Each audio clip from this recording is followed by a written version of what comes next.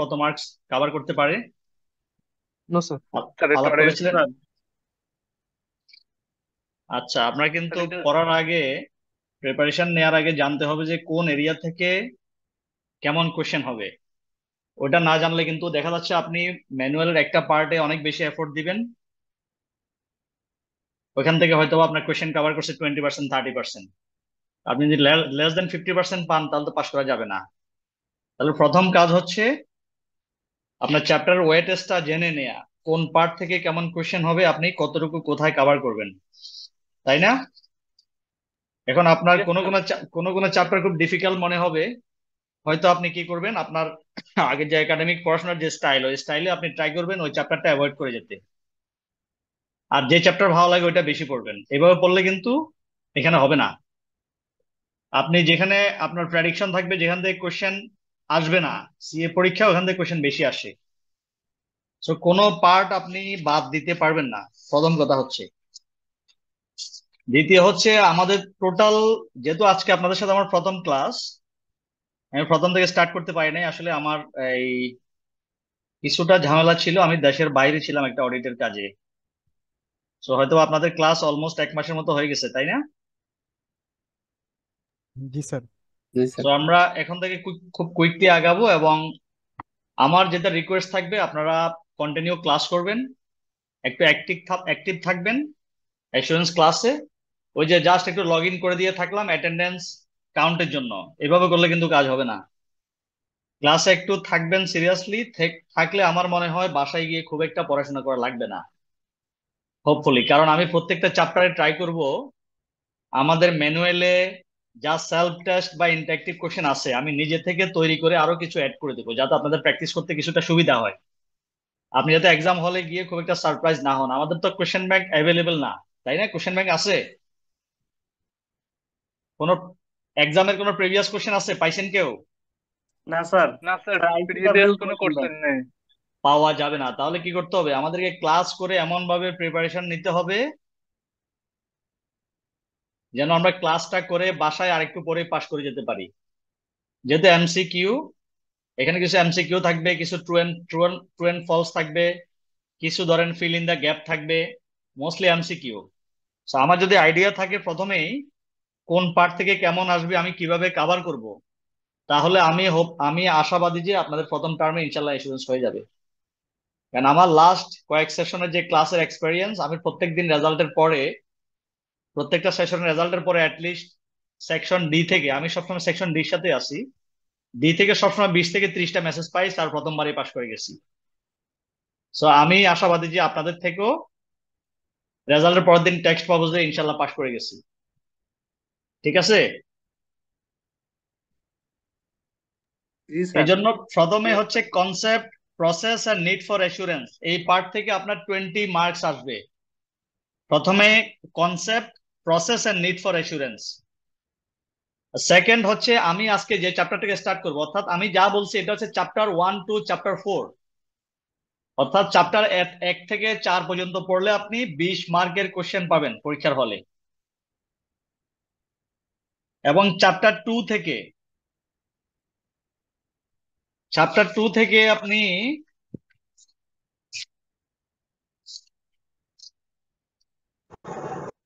Chapter 2 না, chapter 5 থেকে 9। 5 থেকে 9 পর্যন্ত। চ্যাপ্টার জি। 5 থেকে 9 পড়লে কত পাবেন, আইডিয়া আছে? 25। জি স্যার। 25 পাবেন। তাহলে কত হলো, 45। জি তারপর স্যার। 10 থেকে 13, 13। এখানে কত? 10। এখানে হচ্ছে 30%, না 35%, সরি। 35%, তাহলে কত হলো, 20, 25, 35, 80 মার্ক আশি হয়ে স্যার। গেছে, তাই না? 80%। এরপর প্রফেশনাল এথিক্স, চ্যাপ্টার 14, 15, 16, 16। এই পার্ট থেকে পাবেন 20 মার্ক, টোটাল 100 মার্ক। আপনি চাইলে কিন্তু কোনো চ্যাপ্টার অ্যাভয়েড করা যাবে না। And এর মধ্যে আমি পড়াবো চ্যাপ্টার 5 থেকে চ্যাপ্টার 12। তাহলে আমার পার্ট থেকে কভার হবে অ্যাটলিস্ট 55 মার্ক, অর্থাৎ 55 to 60 মার্ক কভার হয়ে যাবে কিন্তু আমার এই চ্যাপ্টারে। আর মামুন ভাইয়ের চ্যাপ্টারে কভার হবে 40 থেকে 45 মার্ক। ম্যাক্সিমাম 45 মার্কস কভার হবে মামুন ভাইয়ের পার্ট থেকে, আমার পার্ট থেকে কভার হবে 55 মার্কস। Minimum 55, maximum 60। ঠিক আছে, শুনতে পাচ্ছেন তো না? জি স্যার। আচ্ছা, সমস্যা হলে বললেন। আর এর বাইরে আমি যেটা করব, আমি চ্যাপ্টার 5 to 12, 12 পর্যন্ত পড়াবো। এর বাইরে 14, 15, 16 এটা যদিও মামুন ভাই কভার করবেন। আমি শেষ করার পরে ওই পার্টটা নিয়ে আপনাদের জন্য একটা রিভিউ ক্লাস নেব, যেহেতু কোড অফ এথিক্সটা, প্রফেশনাল এথিক্সটা আমি আগে পড়াতাম। সো এই পার্ট থেকে কিছু কোয়েশ্চেন তৈরি করে সব শেষে আমি আরেকটা ক্লাস নেওয়ার ট্রাই করব, যেটা থেকে আপনার 20 মার্ক কভার করবে। তাহলে আমি আশাবাদী যে আপনারা যদি আমার সাথে থাকেন, লিস্ট 5 মার্ক আপনাদের হয়ে যাবে ইনশাল্লাহ। ধন্যবাদ স্যার। ঠিক আছে, জি স্যার। স্যার ক্লাসে কিন্তু সবাইকে একটু অ্যাটেন্টিভ থাকতে হবে। যেটা বললাম, শুধু লগ ইন করে দিয়ে চলে গেলে হবে না। আমি কিন্তু অনেককে আইডি ধরে জিজ্ঞেস করব আছেন কিনা ক্লাসে। জি স্যার।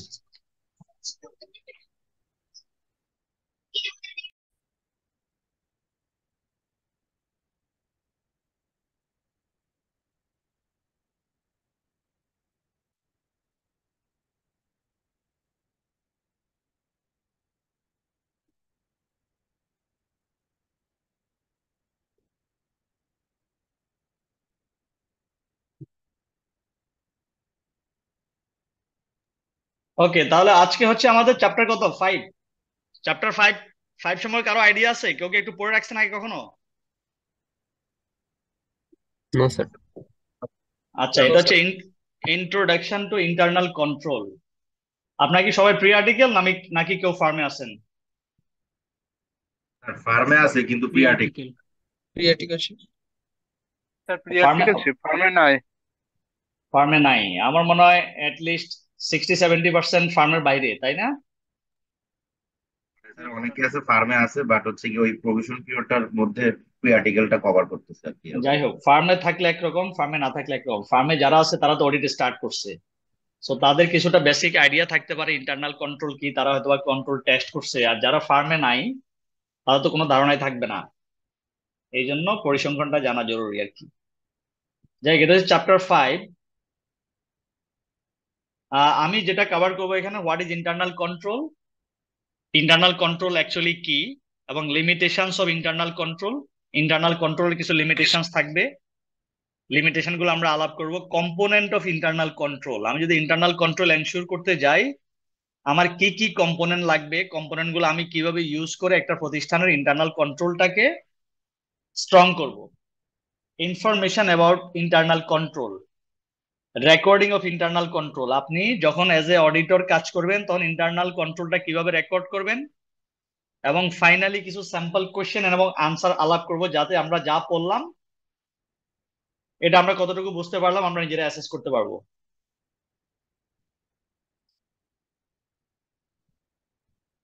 ইন্টারনাল কন্ট্রোলের যদি আমরা ডেফিনিশনটা দেখি, internal control is the process designed and effected by those charged with governance, management, and other personnel to provide reasonable assurance about the achievement of entities' objective with regard to reliability of financial reporting, effectiveness and efficiency of operations, and compliance with applicable laws and regulations. অর্থাৎ বলা হচ্ছে internal control actually একটা process যেটা design করবে এবং effective করবে those charge with governance. এখন those charge with governance কি, ইন্টারনাল কন্ট্রোল কি? আপনি যখন সিএ কোয়ালিফাই করবেন, কোয়ালিফাই করে দেখা যাচ্ছে আপনি আইদার একজন প্র্যাকটিসিং চার্টার্ড অ্যাকাউন্টেন্ট হিসেবে কাজ করবেন, অথবা আপনি কোন একটা প্রতিষ্ঠানে গিয়ে ম্যানেজমেন্টের সিনিয়র পজিশনে চাকরি করবেন, আপনারা যারা আছেন ইনশাল্লাহ। তো সেক্ষেত্রে আপনাকে জানতে হবে যে একটা প্রতিষ্ঠানে ইন্টারনাল কন্ট্রোলটা কিভাবে ডিজাইন করতে হবে এবং এটা কিভাবে এনশিওর করতে হবে, এটা করলে আসলে বেনিফিট কি, এন্টিটির অবজেক্টিভের সাথে এটা রিলেশনটা কি। বাংলা যদি বলি আমরা, এটাকে বলা হয় অভ্যন্তরীণ নিয়ন্ত্রণ ব্যবস্থা। হয়তো আপনারা অনেকে পড়ে আসছেন, কিন্তু এখানে ইন্টারনাল কন্ট্রোল বলাতে কিছুটা কনফিউশন হতে পারে। অর্থাৎ একটা প্রতিষ্ঠানের যদি অভ্যন্তরীণ নিয়ন্ত্রণ ব্যবস্থা বা ইন্টারনাল কন্ট্রোল সিস্টেমটা অনেক স্ট্রং হয়, তাহলে ওই প্রতিষ্ঠানের বছর শেষে যে ফাইন্যান্সিয়াল রিপোর্টিং, এই জিনিসটা অনেক স্ট্রং হবে এবং রিলায়েবল হবে। তাদের অপারেশনটা অনেক ইফেক্টিভ এবং স্মুথ হবে, এবং ওই প্রতিষ্ঠান যত রকম কমপ্লায়েন্স আছে অ্যাপ্লিকেবল লস এন্ড রেগুলেশনস সবকিছুতে তারা কমপ্লায়েন্ট হবে, কখনো নন কমপ্লায়েন্ট হবে না। এবং দোজ চার্জ উইথ গভর্নেন্স বলতে বোঝায় একটা প্রতিষ্ঠানের যারা ম্যানেজমেন্টের দায়িত্বে থাকবে অথবা বোর্ড অফ ডিরেক্টরস যারা, তারাই কিন্তু দোজ চার্জ উইথ গভর্নেন্স, অর্থাৎ একটা প্রতিষ্ঠানের গভর্নেন্সটা তারা এনশিওর করবে। এবং তাদেরই দায়িত্ব হচ্ছে একটা প্রতিষ্ঠানে সঠিক ইন্টারনাল কন্ট্রোল সিস্টেমটাকে ডিজাইন করা এবং এটাকে ইফেক্টিভ করা। তো যদি একটা প্রতিষ্ঠানে সঠিক ইন্টারনাল কন্ট্রোল সিস্টেম থাকে, আমাদের দেশে অনেক কোম্পানি আছে, হাজার হাজার লাখ লাখ কোম্পানি আছে। এখন কোন কোম্পানি কিভাবে চলতেছে, কোম্পানিগুলা কোথায় রেজিস্ট্রেশন হয় আমরা কি জানি? আমাদের বাংলাদেশে আপনি যদি কালকে একটা কোম্পানি রেজিস্ট্রেশন করতে যান, আপনি কোম্পানিটা রেজিস্ট্রেশন করবেন কিভাবে, কোথায় করবেন? আরজেএসসি তে আর আরজেএসসি জিএসসি আরজেএসসি। RJSC আরজেএসসি হচ্ছে কি? Registered registered stock joint company. Stock company and firms. জি তো স্যার। কোম্পানি হিসাবে আপনি যখন রেজিস্টার্ড হলেন, তখন এজ এ কোম্পানি আপনার দায়িত্ব কি? You have to comply with the laws of land. আমার দেশের যত আইন আছে ওই কোম্পানির জন্য অ্যাপ্লিকেবল, সব আপনাকে মানতে হবে, তাই না? Yes sir. Yes sir. আর আপনি যখন কোম্পানি হিসাবে রেজিস্ট্রেশন পাবেন, তখন কি হিসাবে পাবেন? অ্যাজ পার কোম্পানি আইন 1994, কোম্পানি আইন 1994 অনুযায়ী আপনি মেমোরেন্ডাম অফ আর্টিকেল করে অ্যাসোসিয়েশন করে আরজেসিতে রেজিস্টার্ড যখন হবেন, তখনই আপনাকে কোম্পানি বা লিমিটেড কোম্পানি হিসেবে বলতে পারবেন। যদিও এখন আমরা লিমিটেড কোম্পানি বলি না, এখন বলা হয় কি পিএলসি। পিএলসি পিএলসি বলা হয় limited company. Instead of limited company এখন কোম্পানিগুলো চেঞ্জ করে একটা স্মার্ট নাম রাখছে, যেটাকে বলে পিএলসি। আগে বলা হতো কি সোনালী ব্যাংক লিমিটেড, এখন বলা হয় সোনালী ব্যাংক পিএলসি। আগে বলা হতো কি রূপালী ব্যাংক লিমিটেড, এখন বলা হয় রূপালী ব্যাংক পিএলসি। সেই পিএলসি স্ট্যাটাস পাওয়ার জন্য আপনাকে রেজিস্টার্ড হতে হবে আরজেএসসি তে। এখন কোম্পানি হিসাবে আপনি যখন রেজিস্টার্ড হবেন, রেজিস্টার্ড হওয়ার পর আপনার রেসপন্সিবিলিটি হচ্ছে কি দেশের সমস্ত আইন মেনে চলা। যেহেতু আপনি কোম্পানি আইন 1994 অনুযায়ী রেজিস্টার্ড হলেন, তাহলে কোম্পানি আইনের যত রিকোয়ারমেন্ট আছে that you have to comply. In addition আপনাকে কি করতে হবে? যেহেতু আপনি বাংলাদেশি কোম্পানি, তাহলে আপনাকে বাংলাদেশের ট্যাক্স ল মানতে হবে, মানতে হবে না? Yes sir. তাহলে ইনকাম ট্যাক্স অ্যাক্ট আপনাকে মানতে হবে। আপনি যেহেতু বাংলাদেশি কোম্পানি, আপনি কোন রকম মানি লন্ডারিং করতে পারবেন না। আপনি যেহেতু বাংলাদেশি কোম্পানি, আপনি যদি কোনো জায়গায় ম্যানুফ্যাকচারিং করেন, আপনি খুলনার কোন একটা প্রত্যন্ত অঞ্চলে একটা ফ্যাক্টরি করবেন, তাহলে কি আপনাকে এনভায়রনমেন্টের, হ্যাঁ, এনভায়রনমেন্ট থেকে আপনার পারমিশন রাখতে হবে, যাতে লোকাল কমিউনিটির জন্য ক্ষতিকর কোনো কিছু না করেন। এইভাবে দেশের যত অ্যাপ্লিকেবল আইন আছে, ল আছে, সবকিছু রেগুলেশন আছে, সব আপনাকে কমপ্লাই করতে হবে। আপনি যদি একটা ব্যাংকিং কোম্পানি হন, তাহলে আপনাকে বাংলাদেশ ব্যাংকের গাইডলাইন মানতে হবে। আপনি যদি একটা ইন্স্যুরেন্স কোম্পানি হন, ইদ্রা, ইন্স্যুরেন্স ডেভেলপমেন্ট রেগুলেটরি অথরিটি, তাদের আইন মানতে হবে। আপনি যদি লিস্টেড কোম্পানি হন, বাংলাদেশ সিকিউরিটি অ্যান্ড এক্সচেঞ্জ কমিশনের ল মানতে হবে। তাহলে আপনি যে এই সমস্ত ল গুলা কমপ্লাই করবেন, কমপ্লাই করতে পারবেন নাকি করতে পারবেন না, নাকি আপনার কমপ্লাই করার সক্ষমতা আছে কি নাই, সেটা এনশিওর করবে কি ইন্টারনাল কন্ট্রোল সিস্টেম। যদি প্রতিষ্ঠানের সঠিক ইন্টারনাল কন্ট্রোল সিস্টেম থাকে, তাহলে আপনি সবকিছু কমপ্লাই করে আইনগতভাবে দেশে বিজনেস করবেন। যদি আপনার প্রতিষ্ঠানে ইন্টারনাল কন্ট্রোল সিস্টেম না থাকে, তাহলে আপনি ট্যাক্স আইন মানতেছেন কিনা এটা এনশিওর হবে না।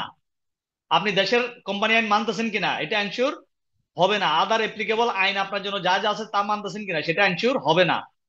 তাহলে আপনি যদি একটা কমপ্লায়েন্ট কোম্পানি হিসাবে বাংলাদেশে অপারেশন কন্টিনিউ করতে যান, এবং এজ এ ম্যানেজমেন্ট আপনি একটা কোম্পানির মালিক, আপনি বছর শেষে কি চাবেন? আপনি যখন একটা কোম্পানি ফর্ম করবেন, বছর শেষে আপনার আলটিমেট অবজেক্টিভটা কি? Profit sir. প্রফিট করা। তো প্রফিট করতে হলে প্রফিটটা আপনি কিসের মাধ্যমে পাবেন? ক্যালকুলেশনটা কিসের মাধ্যমে হবে? ইন্টারনাল ম্যানেজমেন্টের মাধ্যমে স্যার। আমরা প্রফিটটা কিসের মাধ্যমে পাই? আপনারা সবাই কমার্সের ছাত্র না? Yes sir. আমরা বছর শেষে প্রফিটটা কিভাবে পাবো?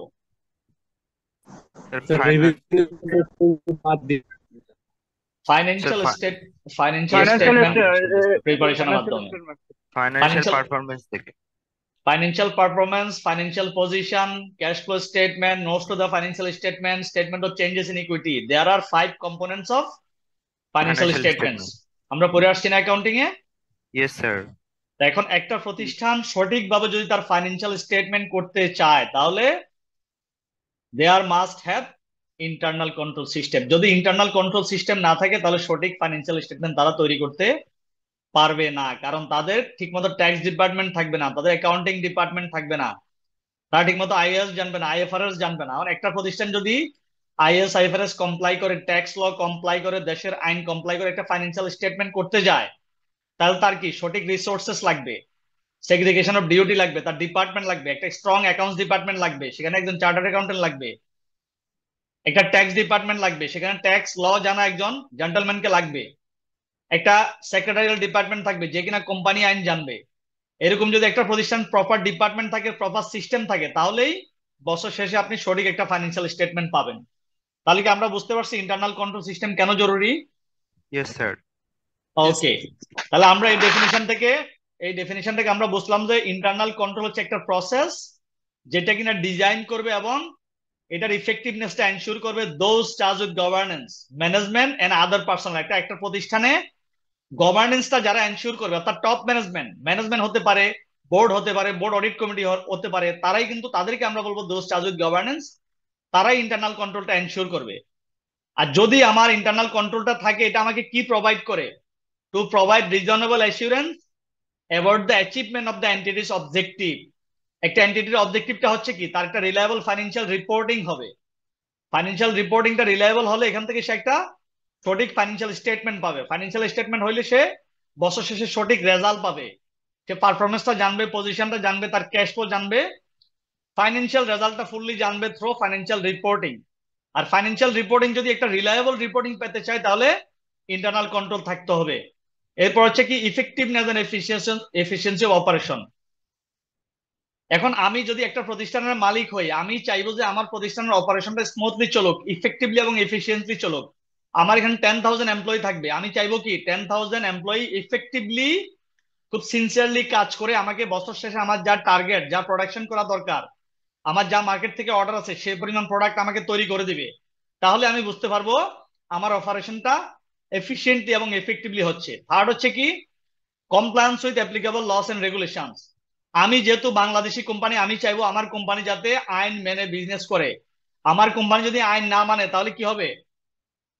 What would be the consequence কি হবে? আমি যদি একটা কোম্পানির মালিক হই, আমার কোম্পানি যদি আইন না মানে, তাহলে আমার কি হবে?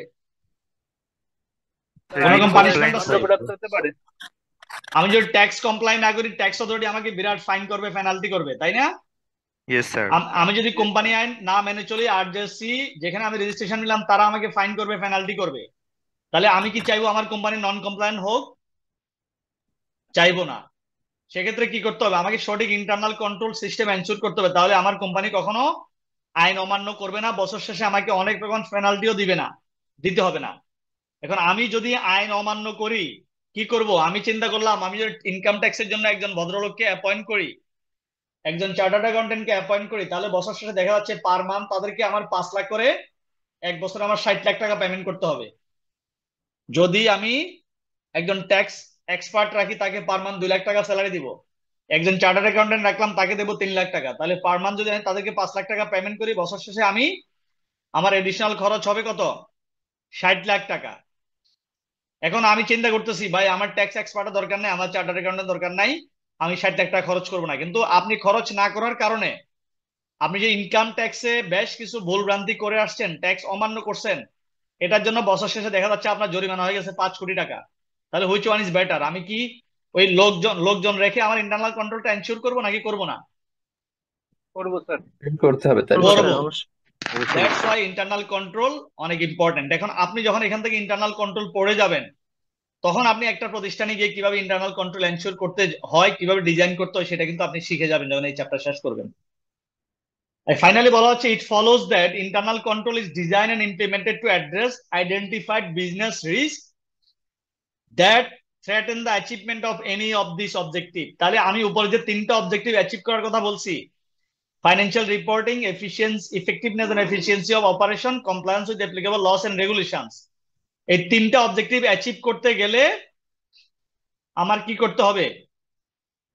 আমার কিছু থ্রেট আছে না, বিজনেস রিস্ক আছে, ওই রিস্কটা কিন্তু আমাকে অ্যাড্রেস করেই ইন্টারনাল কন্ট্রোলটা ডিজাইন করতে হবে, যাতে আমি বিজনেস রিস্কটাকে রিডিউস করে একটা অ্যাকসেপ্টেবল লেভেলে নিয়ে আসতে পারি। আমি তো রিস্কটাকে জিরো করতে পারবো না, পারবো?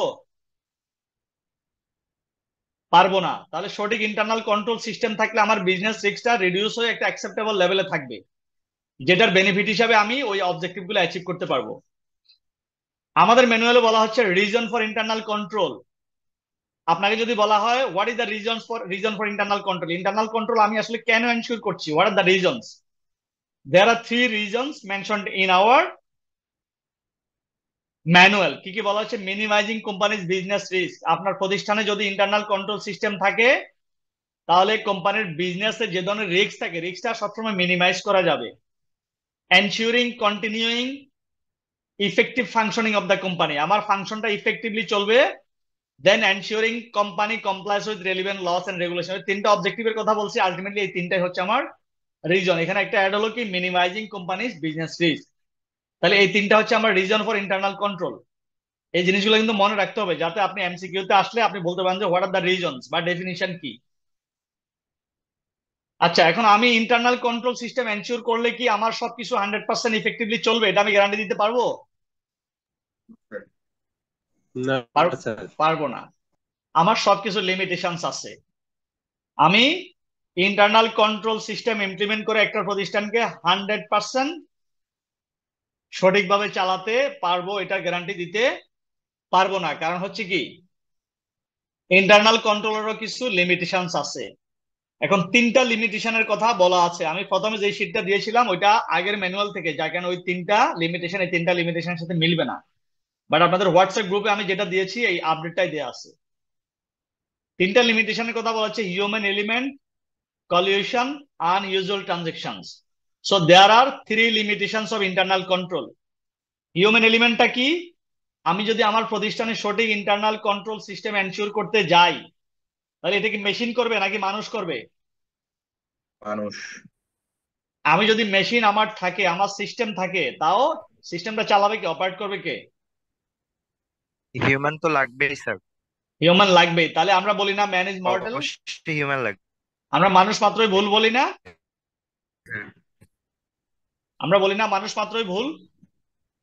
জি স্যার। এই জন্যই বলা হচ্ছে human element is one of the limitation of internal control. অর্থাৎ আমি ইন্টারনাল কন্ট্রোল সিস্টেম এনশিওর করার জন্য যেহেতু আমাদের মানুষের ইনভলভমেন্ট থাকবে, ইয়েস হিউম্যান স্যার।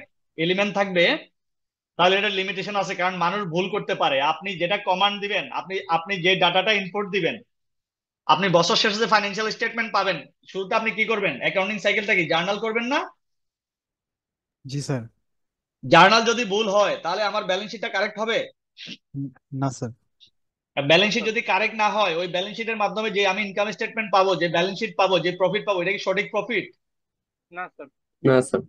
সঠিক প্রফিট যদি না পাই বছর শেষে আমি সরকারকে যে ইনকাম ট্যাক্স দেবো এটা কিসের উপর দিব? প্রফিটের উপর দিব না?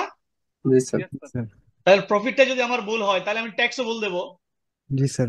জি স্যার। তার মানে কি আমার হিউম্যান এলিমেন্ট যদি উল্টা পাল্টা করে, মানুষ যদি শুরুতে জার্নালটা ভুল করে, লেজারও ভুল হবে, ট্রায়াল ব্যালেন্সও ভুল হবে, অ্যাকাউন্টসও ভুল হবে, ব্যালেন্স শিটও ভুল হবে, বছর শেষে সরকারকে যে ইনকাম ট্যাক্স দেবো এটাই ভুল হবে।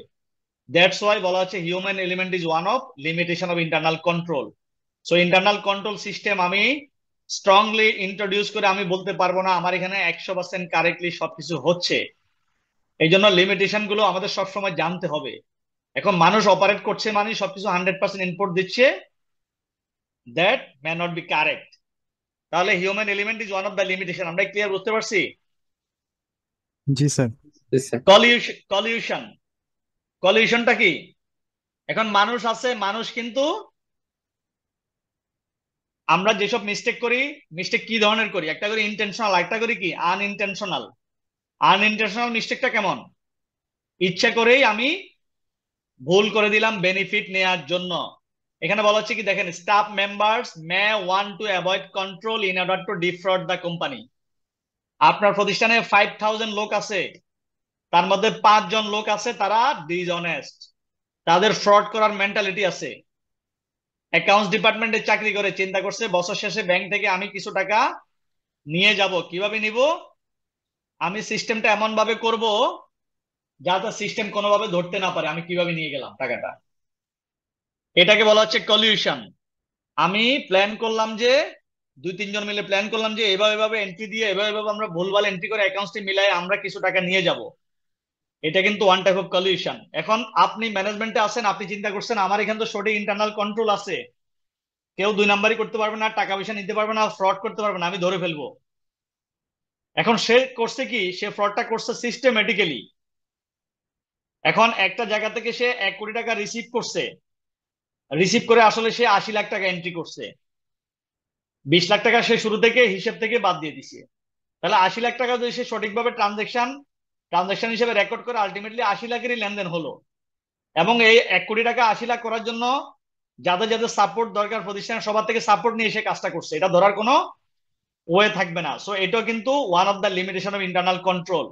আমার এখানে ইন্টারনাল কন্ট্রোল আছে, বাট আমার লোকজন প্ল্যান করে ওই কন্ট্রোলটাকে যদি নষ্ট করতে চায় তাহলে চাইলে নষ্ট করতে পারবে। That is call collision. Number 3 হচ্ছে আনইউজুয়াল ট্রানজেকশনস। আমরা সাধারণত প্রতিষ্ঠানের সারা বছর কিছু ট্রানজেকশন হয়। আপনি যখন একটা প্রতিষ্ঠানে চাকরি করবেন আপনি জানবেন যে আসলে এখানে কি কি ধরনের ট্রানজেকশন হয়। একটা কমন ফাইন্যান্সিয়াল স্টেটমেন্ট থাকে, আমরা যারা ফাইন্যান্সিয়াল স্টেটমেন্ট করছি ট্রায়াল ব্যালেন্সে বেশ কিছু হেড অফ অ্যাকাউন্টস থাকে, থাকে না? জি স্যার। রিসিভ এন্ড পেমেন্টস অ্যাকাউন্টসে কিছু রিসিভ থাকে, কিছু পেমেন্টস থাকে। ওটাকে আমরা কি করি, এন্ট্রি দিয়ে কিছু এন্ট্রি আমরা প্রফিট এন্ড লস অ্যাকাউন্টে নিয়ে যাই, কিছু এন্ট্রি আমরা ব্যালেন্স শিটে নিয়ে যাই। কি কি থাকে, কারেন্ট অ্যাসেট থাকে, ফিক্সড অ্যাসেট থাকে, এরপর লাইবিলিটি পাশে লাইবিলিটি এন্ড ইকুইটি থাকে, নন কারেন্ট লাইবিলিটি থাকে, কারেন্ট লাইবিলিটি থাকে। তাহলে হেডগুলো নিশ্চয়ই আমাদের পরিচিত। স্যালারি থাকবে, ওয়েজেস থাকবে, রেন্ট থাকবে, ইন্টারনেট থাকবে, পেপার বিল থাকবে, স্টেশনারি থাকবে। সো কি কি হেড অফ অ্যাকাউন্টস আমরা এন্ট্রি দিব, এটা আমাদের কাছে পরিচিত না? জি স্যার। পরিচিত, প্রত্যেকটা প্রতিষ্ঠানের পরিচিত। আপনি যখন ব্যাংকিং কোম্পানির একটা ফাইন্যান্সিয়াল স্টেটমেন্ট দেখবেন তাদের অ্যাকাউন্টস গুলো দেখবেন যে একরকম, ইন্স্যুরেন্স কোম্পানিতে গেলে একরকম, এটা ম্যানুফ্যাকচারিং কোম্পানিতে গেলে একরকম, একটা ইলেকট্রনিক কোম্পানিতে গেলে একরকম। তাহলে আমার কোম্পানিতে কি কি অ্যাকাউন্টস হয়, কি কি খাতে আমি খরচ করি, কি কি খাতে আমি ইনকাম করি, এটা অলমোস্ট ফিক্সড। বাট মাঝে মধ্যে কিছু আনইউজুয়াল ট্রানজেকশন হতে পারে যেটা আমার কন্ট্রোলের বাইরে। আমি সারা বছর যেসব খরচ করব এটা আমার একটা খরচের হয়তো একটা চার্ট থাকবে, আয়ের একটা চার্ট থাকবে, কিন্তু চার্টের বাইরে হঠাৎ করে যদি কোনো খরচ হয়ে যায় ওই খরচটাকে আমরা বলি, ওই ইনকাম বা এক্সপেন্ডিচার যাই হোক না কেন এটাকে আমরা বলি আনইউজুয়াল ট্রানজেকশন। তাহলে রেগুলার যেসব খরচ হয় ওটা নিয়ে আমাদের একটা কন্ট্রোল থাকে। আমি জানি যে আমার স্যালারিটা মাস শেষে অ্যাপ্রুভ করবে কে, পেমেন্ট করবে কে, আমি প্রতিষ্ঠানে একটা ইন্টারনাল কন্ট্রোল সিস্টেম অ্যাক্টিভেট করে রাখছি। কিন্তু হঠাৎ করে আজকে আমার একটা খরচ এসে উদয় হলো যেটা কিনা কে অ্যাপ্রুভ করবে, কে পেমেন্ট করবে, এটার আমার সিস্টেম ছিল না, এটাকে বলে আনইউজুয়াল ট্রানজেকশন। সো এটা এক ধরনের লিমিটেশন। যদি আমি কোম্পানিতে হঠাৎ করে আনইউজুয়াল কোনো ট্রানজেকশন ইনকার করতে যাই সেখানে আমার ইন্টারনাল কন্ট্রোল সিস্টেম কাজ করবে না। অর্থাৎ সারা বছর আমি কিছু ট্রানজেকশন করি, এর বাইরে হঠাৎ করে অ্যাবনর্মালি একটা ট্রানজেকশন করলাম যেখানে আমার ইন্টারনাল কন্ট্রোল সিস্টেম কাজ করবে না। So there are 3 limitations of internal control. কি কি মনে থাকবে? Human element, collusion, unusual transactions. আমার মনে হয় সবাই ক্লিয়ার। Yes, জি sir. স্যার। ওকে, থ্যাংক জি ইউ। স্যার। স্যার আমাকে শোনা যাচ্ছে? হ্যাঁ শোনা যাচ্ছে, কোনো কোয়েশ্চেন আছে? জি স্যার, গত স্লাইডে আপনি এখান থেকে না এটার বাইরে ওই যে অ্যাকাউন্টিং থেকে বললেন যে দেয়ার আর 5 কম্পোনেন্টস অফ ফাইন্যান্সিয়াল স্টেটমেন্ট, কিন্তু এক্স্যাক্টলি। আইএস ওয়ানে 6টা কম্পোনেন্টের কথা বলা আছে, এই সম্পর্কে যদি একটু বলতেন। কি কি 6টা, এডিশনালটা বলেন। এটা হলো তো ওই যে যে 5টা নোট আপনি এন্ড বলেছেন। ডিসক্লোজার, হ্যাঁ, নোটটা তো স্যারও বললেন, হুম। তারপরে ওটা এফ যে নাম্বার দিয়ে কম্পারেটিভ আরেকটা বলা আছে।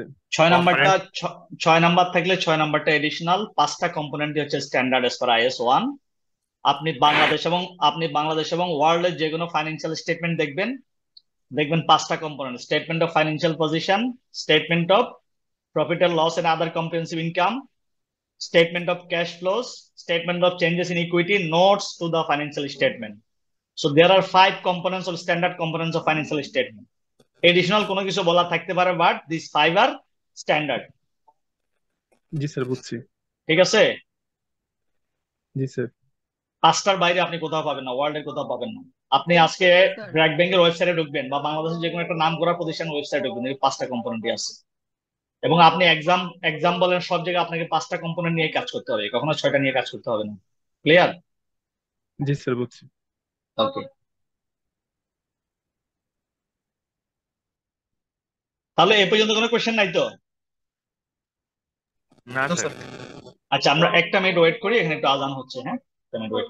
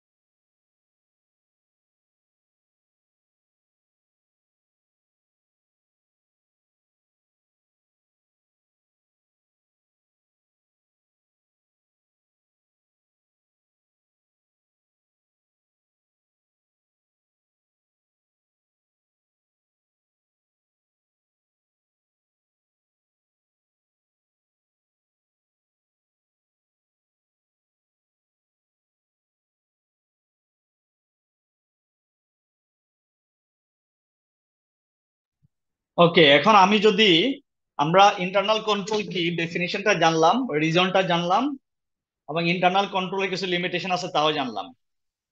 এখন আমরা জানবো হচ্ছে what are the components of internal control. এখন আপনি একটা প্রতিষ্ঠানে সিএ কোয়ালিফাই করার পরে একটা প্রতিষ্ঠানে জয়েন করছেন অ্যাজ এ ফাইন্যান্স কন্ট্রোলার বা সিএফও। এমডি সাহেব আপনাকে বা ম্যানেজমেন্ট আপনাকে রিক্রুট করছে, বোর্ড রিক্রুট করছে কি জন্য? তাদের ডেভেলপমেন্টের জন্যই তো। নাকি ডেইলি আপনি শুধু ডেবিট ক্রেডিট করবেন, জার্নাল করবেন, অ্যাকাউন্টস তৈরি করবেন? না স্যার, ডেভেলপমেন্ট। তাহলে ডেবিট ক্রেডিট করবে, জার্নাল তৈরি করবে কে? এটা হচ্ছে ক্লারিক্যাল কাজ। যারা অ্যাকাউন্টেন্ট, ছোট অ্যাকাউন্টেন্ট যারা, তারা করবে। অথবা কারা করবে? আমাদের যারা সিসি করে যাবে, পাস করবে না, তারা করবে এইসব অ্যাকাউন্টিং। আপনারা যারা কোয়ালিফাই করবেন তাদের অবস্থান হবে অ্যাজ এ ফাইন্যান্স কন্ট্রোলার অথবা চিফ ফাইন্যান্সিয়াল অফিসার, সিএফও। আপনাকে বোর্ড রিক্রুট করবে, বলবে আমার এখানে কোনো ইন্টারনাল কন্ট্রোল সিস্টেম নাই। So as a chartered accountant আমরা আপনার কাছে এক্সপেক্ট করব আপনি আমার এখানে সিস্টেমটা ডেভেলপ করে দিবেন। আমার এখানে 10,000 লোক কাজ করে, আমার বছরে 10,000 crore টাকা রেভিনিউ, আমি বছরে 1,000 কোটি টাকার ইনকাম ট্যাক্স দেই, আমার এখানে মাসে কয়েক কোটি টাকা আমি স্যালারি পেমেন্ট করি, কিন্তু আমি সঠিক হিসাবটা পাই না। কেন পাই না? আমার এখানে সঠিক ইন্টারনাল কন্ট্রোল সিস্টেম নাই। এখন অ্যাজ এ চার্টার্ড অ্যাকাউন্টেন্ট আপনার কাছ থেকে আমাদের এক্সপেকটেশন হচ্ছে আপনি আমাদের এখানে ইন্টারনাল কন্ট্রোল সিস্টেমটা নাইসলি ডেভেলপ করে দিবেন। আপনার মান্থলি স্যালারি হবে 5 লাখ টাকা, ইনক্লুডিং এ ফুল টাইম কার। কি করবেন তখন? ইন্টারনাল কন্ট্রোল ডেভেলপ করতে পারবেন? জি স্যার, ইনশাআল্লাহ। ইনশাআল্লাহ স্যার। পারা যাবে না? তাহলে পারতে হলে কি করতে হবে? ইন্টারনাল কন্ট্রোল সিস্টেম কি সেটা জানতে হবে। সেটা জানবেন কিভাবে? আপনি যখন একটা ফার্মে আর্টিকেলশিপ করবেন, during your articleship you will have the opportunity of auditing at least 20 to 30 companies। তাহলে 20 থেকে 30টা কোম্পানিতে যখন যাবেন, তাদের ইন্টারনাল কন্ট্রোল সিস্টেমটা আপনি যখন রিভিউ করবেন, 30টা কোম্পানির 30 রকম ইন্টারনাল কন্ট্রোল সম্পর্কে আপনার ধারণা হবে, যেটা কিনা আপনি যখন চাকরি করবেন তখন অ্যাপ্লাই করতে পারবেন আপনার কোম্পানিতে। এখন আমরা সবাই তো চাকরি করব না, কেউ কেউ প্র্যাকটিস করবো না। জি স্যার। তাহলে প্র্যাকটিস করলে কি ইন্টারনাল কন্ট্রোল সিস্টেমটা কাজে লাগবে? আমি যে এখানে পড়ে যাবো এটা কাজে লাগবে? জি স্যার লাগবে। লাগবে স্যার, লাগবে। লাগবে। দুই ধরনের কাজে লাগবে। একটা হচ্ছে আপনি যখন অডিট করতে যাবেন, আপনি ইন্টারনাল কন্ট্রোল সিস্টেম না জানলে তো একটা কোম্পানির ইন্টারনাল কন্ট্রোল সিস্টেমটা রিভিউ করতে পারবেন না, নাম্বার ওয়ান। নাম্বার টু হচ্ছে কিছু প্রতিষ্ঠান চিন্তা করছে তার কাছে তো কোয়ালিফাইড চার্টার্ড অ্যাকাউন্টেন্ট নাই, কোয়ালিফাইড প্রফেশনাল নাই, সে কোনো একটা চার্টার্ড অ্যাকাউন্টেন্ট ফার্মকে হায়ার করে বলবে যে আমার এখানে একটা সিস্টেম ডেভেলপ করে দেন। তাহলে ওই ফার্মের পক্ষ থেকে আপনি এজ এ কনসালটেন্ট ওই কাজটা করে দিতে পারবেন। তাহলে কি আমরা প্রফেশনাল অ্যাকাউন্টেন্ট হিসেবে প্র্যাকটিস করি অথবা চাকরি করি, যাই করি না কেন, আমাকে ইন্টারনাল কন্ট্রোলটা জানতে হবে তিনটা কাজে। একটা হচ্ছে ডিউরিং অডিট, আমি যখন একটা ক্লায়েন্টের ইন্টারনাল কন্ট্রোল সিস্টেম ঠিক আছে কিনা সেটা অ্যাসেস করার জন্য লাগবে। নাম্বার টু হচ্ছে আমার আমার ফার্মকে বা আমার কোম্পানিকে যখন ইন্টারনাল কন্ট্রোল সিস্টেম ডেভেলপ করে দেওয়ার জন্য অ্যাপয়েন্টমেন্ট দিবে তখনও আমার কাজ করা লাগবে। নাম্বার থ্রি হচ্ছে যখন আমি একটা প্রতিষ্ঠানে ফাইন্যান্স কন্ট্রোলার বা সিএফও হিসেবে কাজ করব তখন ম্যানেজমেন্টের আমার উপর এক্সপেকটেশন থাকবে আমি কোম্পানির ওভারঅল কন্ট্রোলটা ঠিক করে দিব। তাহলে this three are very crucial আপনার জন্য। তিনটা রোলে আপনার জন্য ইন্টারনাল কন্ট্রোলটা অনেক বেশি ক্রুশিয়াল।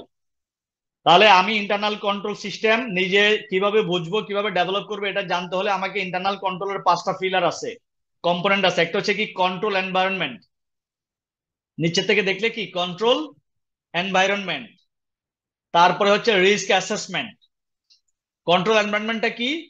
আপনি একটা প্রতিষ্ঠানে জয়েন করছেন, এখন আপনাকে যদি এনভায়রনমেন্ট ম্যানেজমেন্ট না দেয় আপনি কন্ট্রোল ডেভেলপ করতে পারবেন?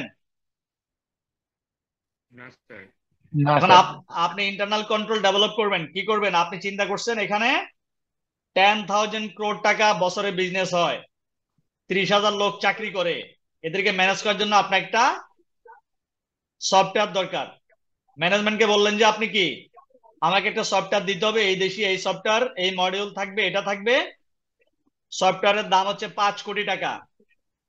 ম্যানেজমেন্ট এগ্রি করলো না, ভাই আমি সফটওয়্যার দিতে পারবো না, আপনি ম্যানুয়ালি ডেভেলপ করেন।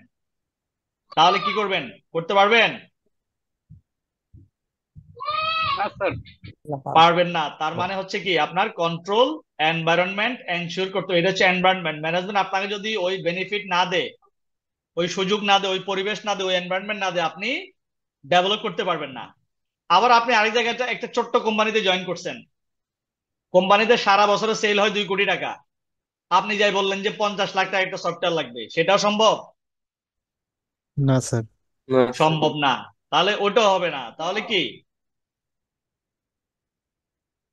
ইনকাম থেকে খরচ হয়ে যাবে বেশি, কস্ট ইফেক্টিভ হবে না, তাহলে তখনও কিন্তু কন্ট্রোল এনভায়রনমেন্ট নাই। তাহলে এনভায়রনমেন্ট আপনাকে এনশিওর করতে হবে before introducing the internal control. Internal control introduce করার আগে আমাকে অবশ্যই কন্ট্রোল এনভায়রনমেন্ট এনশিওর করতে হবে। দেন হচ্ছে রিস্ক অ্যাসেসমেন্ট প্রসেস। আমি যদি প্রতিষ্ঠানে সঠিক ইন্টারনাল কন্ট্রোল সিস্টেম এনশিওর করতে যাই, প্রথমে আমাকে প্রতিষ্ঠানে কি কি রিস্ক আছে রিস্কটা আইডেন্টিফাই করে অ্যাসেস করে ব্যবস্থা নিতে হবে, তারপরে কন্ট্রোলটা এনশিওর করতে হবে। তারপর হচ্ছে কি কন্ট্রোল অ্যাক্টিভিটিস। কন্ট্রোল অ্যাক্টিভিটিসটা কি? এই যে আমার যে প্রতিষ্ঠানে আমি এটা ফাইন্যান্স আর অ্যাকাউন্টস ডিপার্টমেন্ট করব, ট্যাক্স ডিপার্টমেন্ট করব, সেক্রেটারিয়াল ডিপার্টমেন্ট করব, অডিট ডিপার্টমেন্ট করব, দিজ আর দ্য অ্যাক্টিভিটিস। আমি ঠিকঠাক মতো অ্যাক্টিভিটিস সেট করলেই কিন্তু আমি কন্ট্রোলটা ঠিকঠাক মতো চালাতে পারবো। ইনফরমেশন এন্ড কমিউনিকেশন লেফট সাইডে, আমার যদি ঠিকঠাক মতো আমি ইনফরমেশন ইনপুট না দিতে পারি, আমার যদি কমিউনিকেশন প্রসেস না থাকে, তাহলে আমি ইন্টারনাল কন্ট্রোল প্রতিষ্ঠানে এনশিওর করতে পারবো না। আমি যদি ঠিকঠাক মতো ডাটা এবং ইনফরমেশন ইনপুট না দেই, বা আমার যদি সঠিক ডাটা ইনপুট না দিই, আমার সঠিক ইনফরমেশন আমি বছর শেষে পাবো না। এই জন্য ইনফরমেশন এন্ড কমিউনিকেশন প্রসেসটা ইম্পর্টেন্ট। ফাইনালি হচ্ছে আমার কন্ট্রোল এনভায়রনমেন্ট আছে, রিস্ক অ্যাসেসমেন্ট প্রসেস আছে, কন্ট্রোল অ্যাক্টিভিটিসও আমি ঠিকঠাক মতো সেট করে রাখছি, কিন্তু আমি ঠিকঠাক মতো মনিটরিং এবং রিভিউ করছি না। তাহলে আমি বছর শেষে আমার ইন্টারনাল কন্ট্রোল সিস্টেমটা ইফেক্টিভলি এনশিওর করতে পারবো না। এখন আপনারা যে এখানে সার্টিফিকেট লেভেলের ক্লাস করছেন, আপনাদের জন্য কি কন্ট্রোল এনভায়রনমেন্ট এনশিওর করছে না? জি স্যার। কিভাবে করছে? আপনাদের জন্য একটা অ্যারেঞ্জমেন্ট করছে, আপনাদের জন্য ফ্যাকাল্টি আছে, টিচার আছে, আপনাদেরকে টাইমলি লিংক পাঠাচ্ছে, আপনাদেরকে সিনপসিস দিচ্ছে, জি স্যার। আপনাদের অ্যাটেন্ডেন্স নেওয়া হচ্ছে, আপনাদেরকে আবার রেকর্ডিং গুলো দেওয়া হচ্ছে, এখান থেকে বেনিফিট পাচ্ছেন। এই জিনিসগুলো না দিলে এই ক্লাসের উপর কোনো কন্ট্রোল থাকতো? না স্যার। এখন আপনাকে একটা জুম লিংক দেয়া আছে, আপনাকে ক্লাসের শেষে কি দিবে? একটা অ্যাটেন্ডেন্স সার্টিফিকেট দিবে না? জি sir. Sir attendance Yes, sir. Certificate কিসের বেসিসে দিবে? আপনার অ্যাটেন্ডেন্সের বেসিসে। এখন যদি আইসিবি কি করে, জুমে যে ক্লাস আমরা নিচ্ছি আপনাদের হাজিরা যদি তারা কাউন্ট না করে, ঠিকঠাক তো মনিটরিং না করে কে আসছে কে যাচ্ছে, আপনাকে অ্যাটেন্ডেন্স সার্টিফিকেট দিতে পারবে? না স্যার, পসিবল না স্যার। হবে না। তাহলে এটা হচ্ছে মনিটরিং এন্ড রিভিউ। এই যে তারা যে আপনার ক্লাসটা শেষ হওয়ার পরে তারা কিন্তু জুম লিংক থেকে অ্যানালাইসিস করে দেখবে কোন কোন স্টুডেন্ট জয়েন করছে, কে কখন জয়েন করছে, কখন লিভ করছে, এটা অ্যানালাইসিস করে আপনাকে একটা অ্যাটেন্ডেন্স বা ফিটনেস সার্টিফিকেট দিবে। ওই সার্টিফিকেট না পেলে আপনি এই পরীক্ষা এক্সাম দিতে পারবেন না। কোনো কারণে যদি ক্লাসের মাঝখানে এবার পরীক্ষা হয়ে যায়, আপনাকে হয়তো স্পেশাল কনসিডারেশনে এবার পরীক্ষা দেওয়ার সুযোগ দিল, কিন্তু আপনি পরীক্ষার পরে যখন ওই অ্যাটেন্ডেন্স সার্টিফিকেটটা নেবেন, এরপর থেকে প্রত্যেক পরীক্ষা আপনাকে ওই অ্যাটেন্ডেন্স সার্টিফিকেটটা জমা দিতে হবে পরীক্ষার ফর্ম ফিল আপের সময়। ওই অ্যাটেন্ডেন্স সার্টিফিকেটে যদি আপনার সাফিসিয়েন্ট অ্যাটেন্ডেন্স না থাকে, তাহলে কিন্তু আপনাকে এই ক্লাসটা আবার করতে হবে, আবার পেমেন্ট করে। তাহলে আইসিবি যদি ঠিকঠাক মতো মনিটরিং না করে, রিভিউ না করে, তাহলে আপনার অ্যাটেন্ডেন্সটা এনশোর করতে পারবে না। এটা হচ্ছে মনিটরিং এন্ড রিভিউ। ক্লিয়ার? বোঝা গেছে 5টা কম্পোনেন্ট? জি স্যার। ওকে, স্যার। এখন যদি আমরা এক একটা কম্পোনেন্ট নিয়ে ডিটেল আলাপ করি। কন্ট্রোল এনভায়রনমেন্ট, এখানে কি বলা হচ্ছে দেখেন, if the control environment is strong, যদি এনভায়রনমেন্ট বা পরিবেশটা যদি স্ট্রং থাকে, then auditors will be more motivated to rely on the control system in entity then if it is weak. এখন আপনি কোন একটা সিএ ফার্মে আসছেন, আপনার রোল হচ্ছে আর্টিকেল স্টুডেন্ট হিসেবে আপনি বিভিন্ন প্রতিষ্ঠানে অডিট করতে যাবেন। ফর এক্সাম্পল, আপনি বছর শেষে অডিট করতে যাবেন সোনালী ব্যাংকে, বাংলাদেশের সবচাইতে বড় স্টেট ওন ব্যাংক, তাই না? সরকারি ব্যাংক। এখন আপনি যখন অডিট করতে যাবেন, 1 মাস 2 মাসে কি আপনি এত বড় ব্যাংক 1100-1200 ব্রাঞ্চ আছে অডিট করে শেষ করতে পারবেন? আপনাকে আপনার ফার্ম থেকে আরো 4-5 জন বা 15 জন 20 জন একটা টিম ফার্ম থেকে এঙ্গেজ করে বলছে সোনালী ব্যাংক অডিট করে আসো। এখন আপনি গিয়ে দেখলেন এই ব্যাংকের 1200 ব্রাঞ্চ, বিশাল ফাইন্যান্সিয়াল স্টেটমেন্টস, তাদের বছরে অ্যাসেট হচ্ছে 1.5 লক্ষ কোটি টাকা অ্যাসেট, বছরে 10,000 কোটি টাকা তাদের রেভিনিউ। এত বড় ফাইন্যান্সিয়াল স্টেটমেন্ট 20 জন লোক 2 মাসে কিভাবে অডিট করে শেষ করবেন? পসিবল? না স্যার। তাহলে কি করে আমার অডিটর অডিট করে আসে না 2 মাসে? জি স্যার, আসে তো। কিভাবে সেটা তো আমরা কিভাবে জানি করে? তারা কি করে? তারা কন্ট্রোল টেস্ট করে। তারা যখন দেখবে যে সোনালী ব্যাংকে কন্ট্রোল এনভায়রনমেন্ট আছে, তারা কন্ট্রোল টেস্ট করে দেখবে যে তাদের কন্ট্রোল অনেক স্ট্রং, তাহলে তাদেরকে অনেক জায়গায় ইন ডেপথ কাজ করা লাগবে না। Then they can rely on the internal control system of the client. Sonali ব্যাংকের যে নিজস্ব ইন্টারনাল কন্ট্রোল সিস্টেম আছে, ওই সিস্টেমে এমন ভাবে ফাইন্যান্সিয়াল স্টেটমেন্টটা তৈরি হয়, আপনি টেস্ট করে দেখলেন এখানে ভুল হওয়ার চান্স অনেক কম। তাহলে আপনি যখন এক জায়গায় কন্ট্রোল টেস্ট করে দেখবেন যে ভুল হওয়ার চান্স অনেক কম, তখন আপনার কাজের ডেপথনেস অনেক কমে যাবে। কোন জায়গায় টেস্ট করে দেখলেন যে এখানে ভুল হওয়ার পসিবিলিটি অনেক বেশি, তাহলে আপনার কাজের পরিধি অনেক বেড়ে যাবে। এই জন্য বলা হচ্ছে আপনি প্রথমে গিয়ে ইন্টারনাল কন্ট্রোল সিস্টেম টেস্ট করবেন। If it is strong, then as a auditor you will be more motivated to rely on the control system in the entity than if it is weak.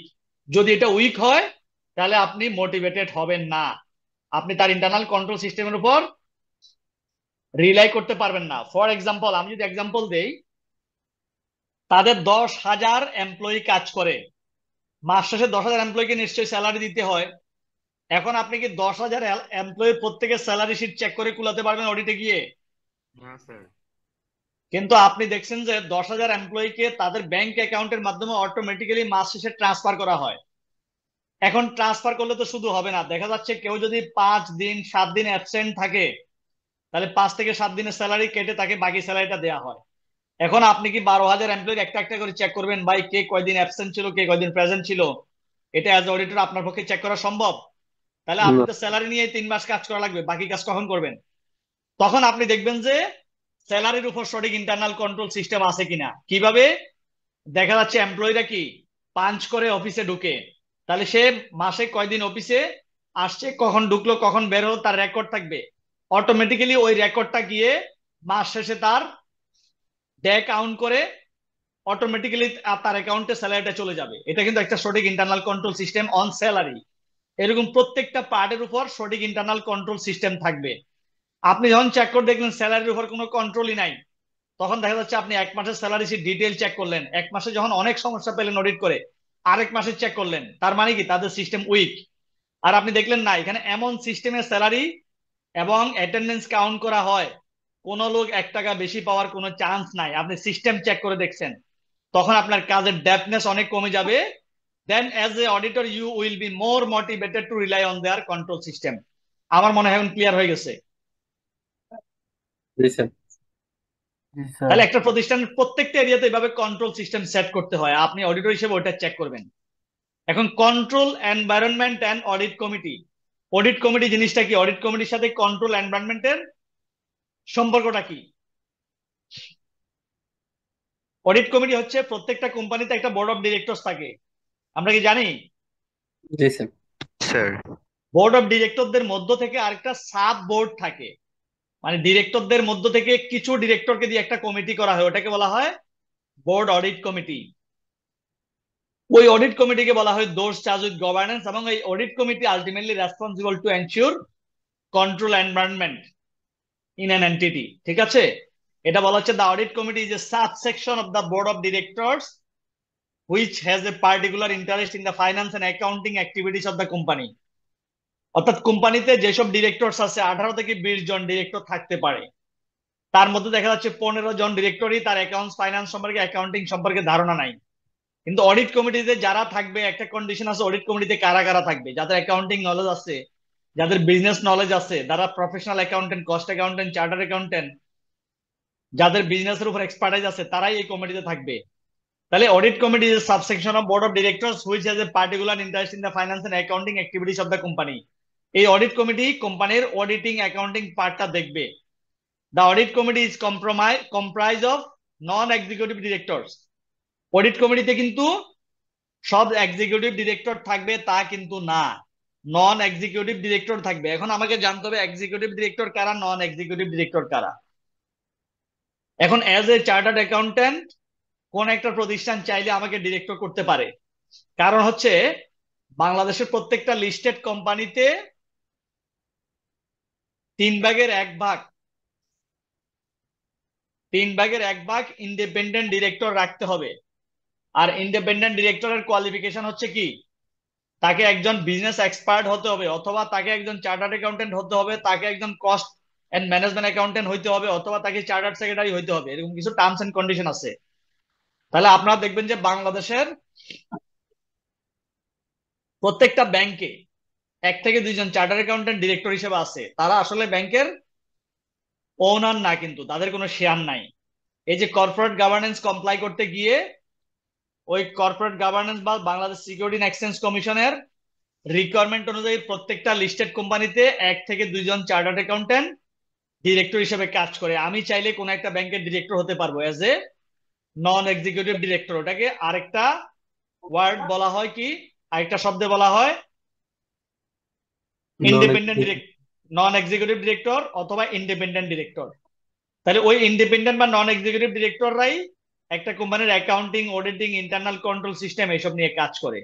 বুঝা গেছে? জি sir. Sir আচ্ছা, আরেকটা এখন জিনিস শোনা যায়, সেটা হলো যে এক্সিকিউটিভ অফিসার, নন এক্সিকিউটিভ অফিসার, এটা সম্পর্কে যদি একটু বলতেন। এক্সিকিউটিভ নন এক্সিকিউটিভ অফিসার এটা আসলে অত টার্ম না, মানে ফর্মাল টার্ম না। কোন কোন জায়গায় আপনি দেখবেন যে কেউ কেউ এক্সিকিউটিভ হিসেবে জয়েন করে, আর কেউ কেউ বলে অফিসার। এক একটা প্রতিষ্ঠানের পলিসি এক এক রকম।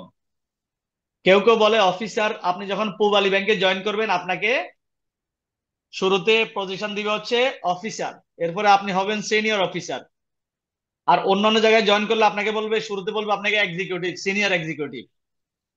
ঠিক আছে, সো এমপ্লয়মেন্টের ক্ষেত্রে এটা রোলটা একরকম, ডিরেক্টরশিপের ক্ষেত্রে একরকম।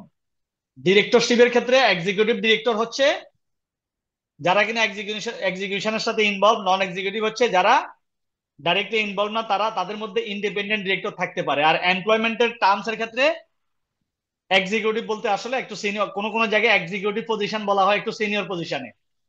আর নন এক্সিকিউটিভ পজিশন বলা হয় অফিসার থেকে বা পরের পোর্শনটাকে। এটা এক একটা প্রতিষ্ঠানের বা কোম্পানির পলিসি অনুযায়ী ভেরি করে। কেউ আপনাকে শুরুতেই বলবে এক্সিকিউটিভ অফিসার, কেউ বলবে অফিসার, কেউ বলবে জুনিয়র অফিসার, তাহলে এটা প্রতিষ্ঠানের নিজস্ব পলিসি। ঠিক আছে? স্যার ইন্ডিপেন্ডেন্ট অডিটর কি 1/3 হতে হবে কোন কোম্পানির? লিস্টেড কোম্পানি হলে ওয়ান অডিটর না, ইন্ডিপেন্ডেন্ট ডিরেক্টর 1/3 থাকতে হয়। ঠিক আছে?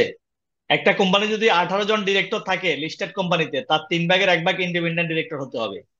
তাহলে 18 জন হলে কয়জন লাগবে? 6 জন। 6 জন লাগতে পারে। জি স্যার। ঠিক আছে? আচ্ছা, 1/3 অথবা 1/5 হতে পারে, আমার একটু কনফিউশন আছে।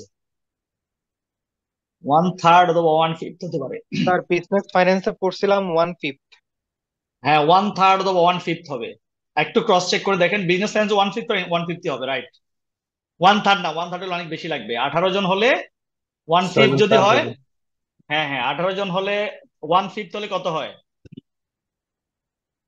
3 জনের মতো আসছে স্যার, 3 জন। 3 জন, ওই যে এত ফ্র্যাকশন হয়ে যায়, ফ্র্যাকশন হলে একজন বেশি লাগবে। তাহলে 4 জন। হ্যাঁ, যদি হিসাবে যদি আসে 3.5 জন, তখন 4 জন লাগবে। না, আচ্ছা 1/3 না, 1/5 হবে। ঠিক আছে, আপনি একটু কারেকশন করে নিয়েন। কারেক্ট, আচ্ছা 1/5 হবে। এটা হচ্ছে আমাদের বাংলাদেশ সিকিউরিটি এক্সচেঞ্জ কমিশনের রিকোয়ারমেন্ট। এখন দেখেন, the code requires the committee to have written terms of reference which are likely to include the following. তাহলে ইন্ডিপেন্ডেন্ট ডিরেক্টরদের আসলে কাজটা কি? To review the integrity of the financial statement and formal announcement relating to the company's performance. Independent ডিরেক্টররা আসলে কোম্পানির financial স্টেটমেন্টের ইন্টিগ্রিটিটা review করবে এবং যত রকম ফর্মাল অ্যানাউন্সমেন্ট আছে কোম্পানির পারফরমেন্স নিয়ে। আপনারা কেউ যদি শেয়ার মার্কেটে শেয়ার বিজনেস করে থাকেন, দেখবেন কোম্পানিগুলো time to time price sensitive information দিয়ে থাকে ওয়েবসাইটে। মানে তাদের এই মাসে সেল কত হলো, কি হলো না হলো, তাদের প্রফিট কেমন হলো, ডিভিডেন্ড কত দিবে, টাইম টু টাইম কিছু ইনফরমেশন দেয়, ওটাকে বলে প্রাইস সেন্সিটিভ ইনফরমেশন বা অ্যানাউন্সমেন্ট। ওই জিনিসগুলো রিভিউ করবে, কনফার্ম করবে একটা প্রতিষ্ঠানের অডিট কমিটি। এরপর to review the company's internal financial control and the company's risk management system. ওই যে আমরা বলে আসছি দোজ চার্জ গভর্নেন্স, এটা ডিজাইন করবে, এনশিওর করবে। তাহলে এই কাজটা কিন্তু ইন্ডিপেন্ডেন্ট ডিরেক্টররা বা অডিট কমিটি এনশিওর করবে। এরপর to monitor and review the effectiveness of company's internal audit function. প্রত্যেকটা কোম্পানির নিজস্ব ইন্টারনাল অডিট ডিপার্টমেন্ট থাকতে পারে, ওই ইন্টারনাল অডিট ডিপার্টমেন্টের ফাংশনটাও তারাই মনিটরিং করবে। কোম্পানির নিজস্ব ইন্টারনাল অডিট ডিপার্টমেন্ট থাকবে, হয়তো বা আপনি চার্টার্ড অ্যাকাউন্টেন্ট হয়ে শুধু অ্যাকাউন্টস ফাইন্যান্সে চাকরি করবেন না, কোন একটা প্রতিষ্ঠানের ইন্টারনাল অডিটের হেডও হতে পারেন। তাহলে ইন্টারনাল অডিট ডিপার্টমেন্ট সবসময় বোর্ডের কাছে রিপোর্ট করবে। কার কাছে রিপোর্ট করবে? বোর্ডের কাছে। একটা কোম্পানির টপ কে? ম্যানেজিং ডিরেক্টর না, এক্সিকিউশন লেভেলে? Yes sir. জি স্যার। এখন ইন্টারনাল অডিটর যদি এমডি সাহেবের আন্ডারে চাকরি করে, সে যদি এমডি কে ডিঙিয়ে বোর্ডকে রিপোর্ট করে, এটা কি ভালো হবে? না স্যার। ভালো হবে না। তাহলে সে কি এটা করতে পারবে?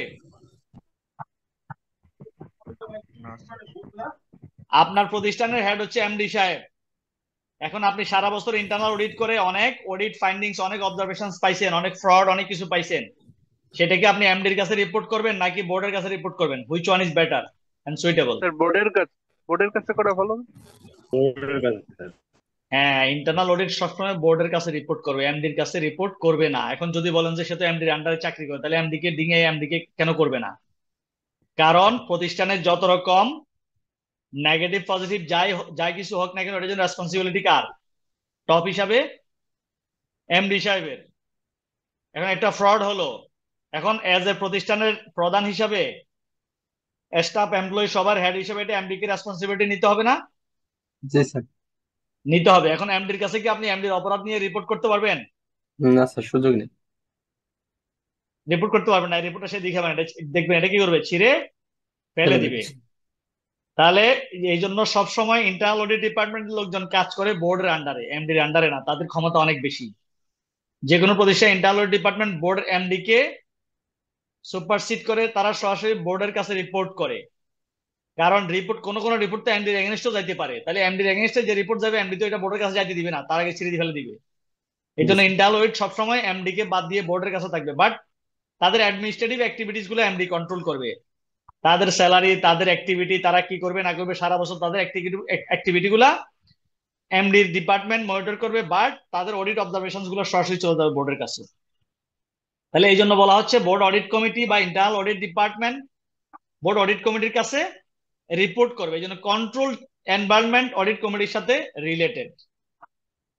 To make recommendation to the board in relation to the external auditor, একটা কোম্পানির এক্সটার্নাল অডিটর বা স্ট্যাটুটরি অডিটর কারা হবে সেটাও একটা কোম্পানির অডিট কমিটি ডিসাইড করে বোর্ডের কাছে সুপারিশ করবে। আমরা যে বিভিন্ন প্রতিষ্ঠান অডিট করি, আমরা কোন প্রতিষ্ঠানে অডিটর হওয়ার আগে আমরা যখন কোন একটা প্রতিষ্ঠান প্রপোজাল দেব অডিটর হওয়ার জন্য, ওই প্রপোজালটা রিভিউ করবে অডিট কমিটি।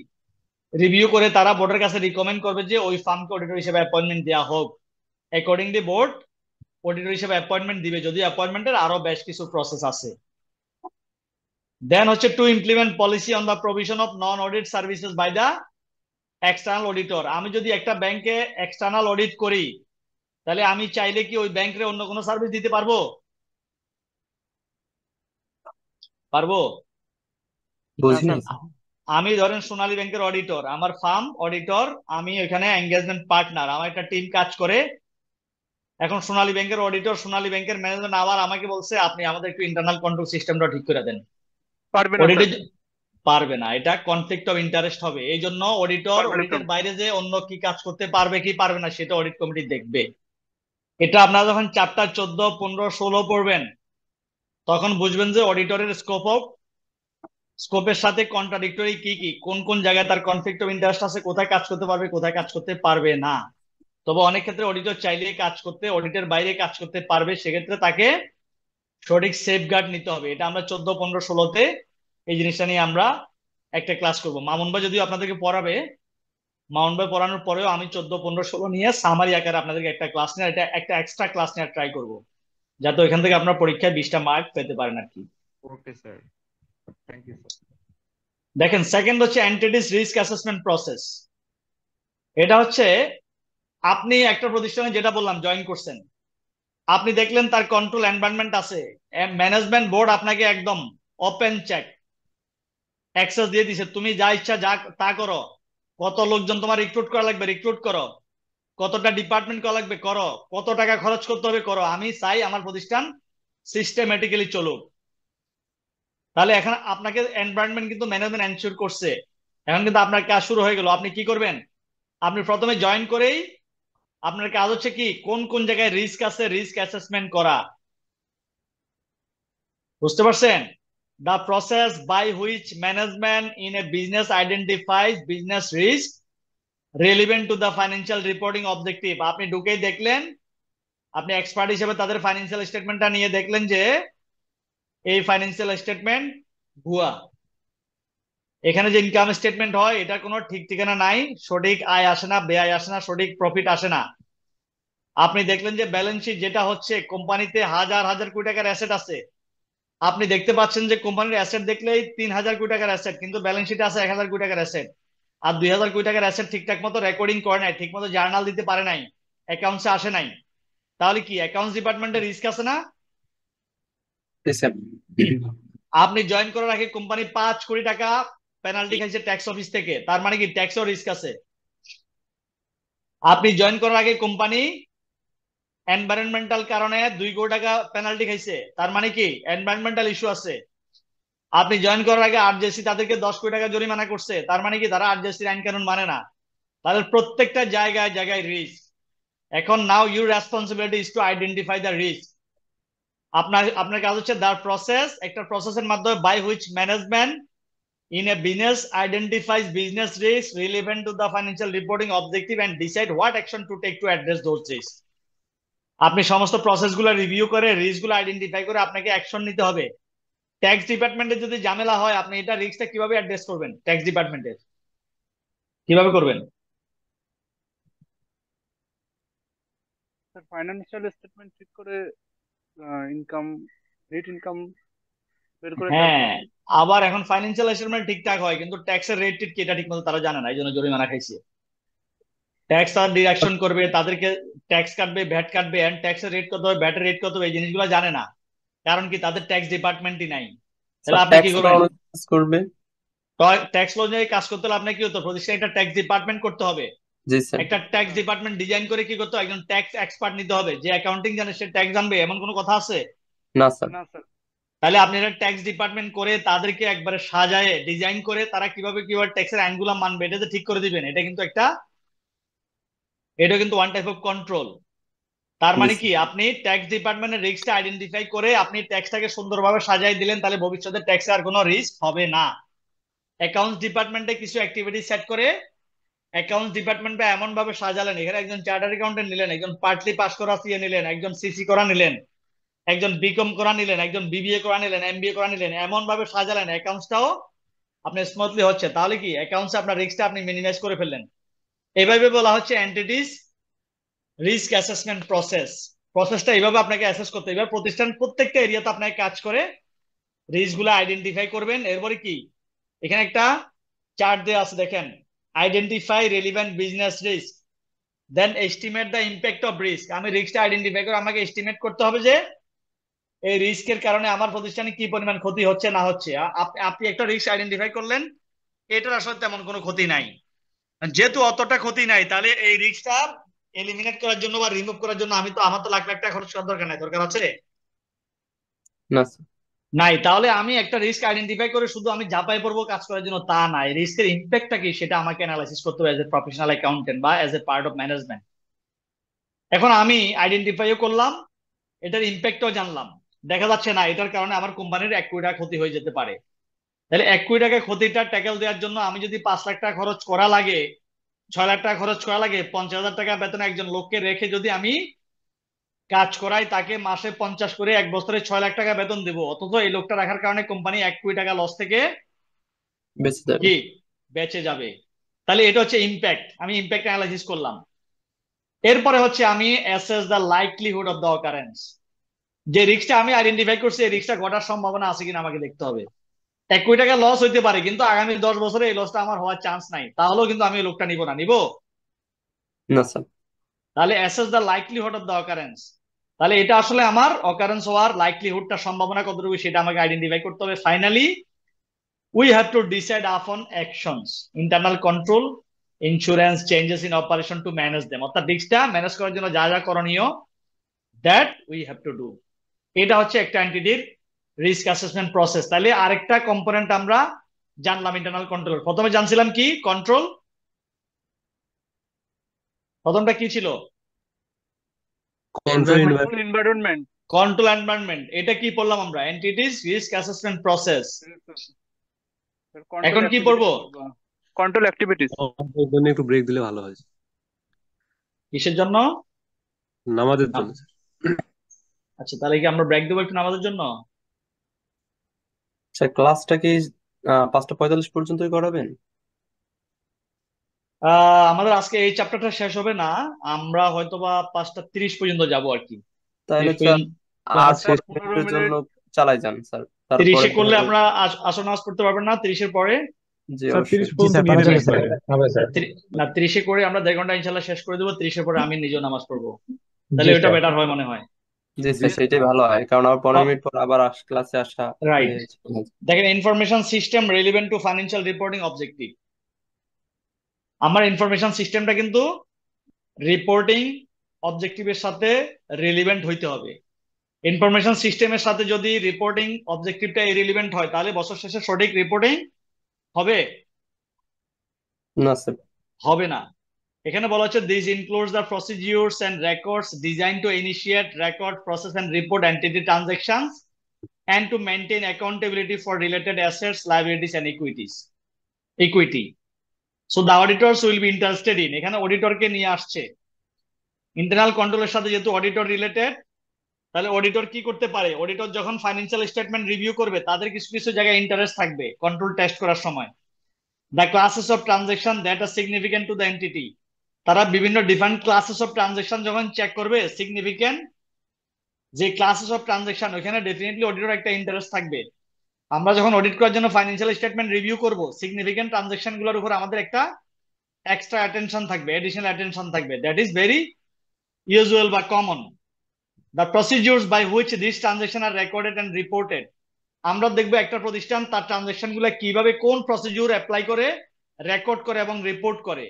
আমি যদি দেখি যে তার প্রসিডিউরটা ভেরি ইফেক্টিভ এবং ভেরি এফিশিয়েন্ট প্রসিডিউরের মাধ্যমে তারা ট্রানজাকশন গুলা করে, রেকর্ড করে, মাস শেষে রিপোর্ট করে, তাহলে অ্যাকাউন্টিং এর উপর আমার অনেক ডেপথে কাজ করা লাগবে না। আমি যদি দেখি যে তারা সঠিক প্রসিডিউর ফলো করে কাজ করে।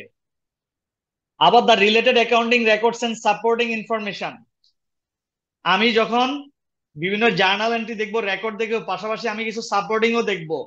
সে কিছু শুধু এন্ট্রি মাইরা রাখছে, সে জার্নাল করছে, লেজার করছে, ট্রায়াল ব্যালেন্স করছে, অ্যাকাউন্টস করছে, আমি কি শুধু এন্ট্রি গুলা দেখে চলে আসবো খুশি হয়ে? না স্যার। সাপোর্টিং দেখবো না? জি একটা স্যার, দেখবো মাসে স্যার। 12 মাসে 12 কোটি টাকা স্যালারি পেমেন্ট করছে, আমি দেখলাম সে salary expense debit, cash credit করছে। না, জার্নাল ঠিক আছে, তাহলে আমার কিছু দেখার দরকার নাই, চলে আসবো। না স্যার।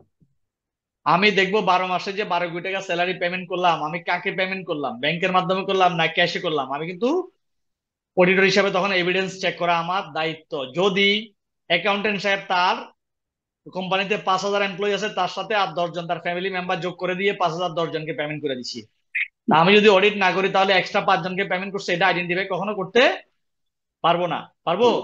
না স্যার। এই জন্য অডিটর ডিটেল অডিট করবে, কন্ট্রোল চেক করবে এবং সাপোর্টিং ইনফরমেশন দেখবে কাদেরকে পেমেন্ট করা হচ্ছে। যেসব এমপ্লয়ীদেরকে পেমেন্ট করা হচ্ছে, এমপ্লয়িরা কি এই প্রতিষ্ঠানের এমপ্লয়ি কিনা, তাদের পার্সোনাল ফাইল আছে, তাদের কি স্যালারি, তাদের কি অ্যাপয়েন্টমেন্ট লেটার আছে, তাদের ব্যাকগ্রাউন্ড কি, তার স্যালারি কত টাকা ছিল, তার মান্থলি স্যালারি যদি 70,000, তাকে কি 75,000 টাকা পেমেন্ট করে দিল কিনা, তাহলে সেটাও আমাকে দেখতে হবে। এটাই হচ্ছে অডিট। এখন প্রতিষ্ঠান যা পেমেন্ট করছে আমি দেখে চলে আসছি, তাহলে অডিটর হিসাবে আমি ফেল করলাম, আমি ডিটেক্ট করতে পারলাম না। Then how the information system captures event other than transaction that are relevant to the financial statement, এটা কিভাবে ক্যাপচার করছে সেটাও আমাকে, ইভেন্ট গুলা কিভাবে ক্যাপচার করছে আদার দেন ট্রানজাকশন সেটাও আমাকে দেখতে হবে। ট্রানজাকশনের বাইরেও তো অনেক ঘটনা আছে প্রতিষ্ঠানে, আছে না? জি স্যার। আছে। কি ঘটনা আছে? ট্রানজাকশন ছাড়া কি ঘটনা আছে বলতে পারবেন? একটা প্রতিষ্ঠানে কি ঘটনা ঘটে আদার দেন ট্রানজাকশন?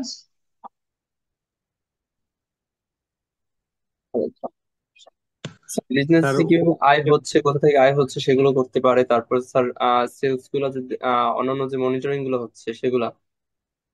এখন একটা প্রতিষ্ঠান ধরেন ওয়ালটন, ওয়ালটন একটা বিরাট ইলেকট্রনিক কোম্পানি, সারা তাদের কি শত শত ডিলার আছে, জি স্যার। আউটলেট আছে।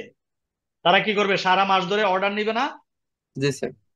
অর্ডার নিয়ে ওই হিসেবে তো ম্যানুফ্যাকচার করবে। অর্ডার যদি না নেয়, তার মার্কেটের প্রোডাক্টের ডিমান্ড কত আছে, কত ফ্রিজ লাগবে, কত এসি লাগবে আগামী গরমে, সে যদি ডিলারদের কাছ থেকে অর্ডার না নেয়, সে কি এটা ম্যানুফ্যাকচার করতে পারবে? না স্যার। না স্যার। না স্যার। আপনার এলাকায় যে, আপনার মহল্লা যে কতগুলো দোকান আছে, দোকানে দেখছেন বিভিন্ন কোম্পানি থেকে এসে দিন শেষে অর্ডার নিয়ে যায়।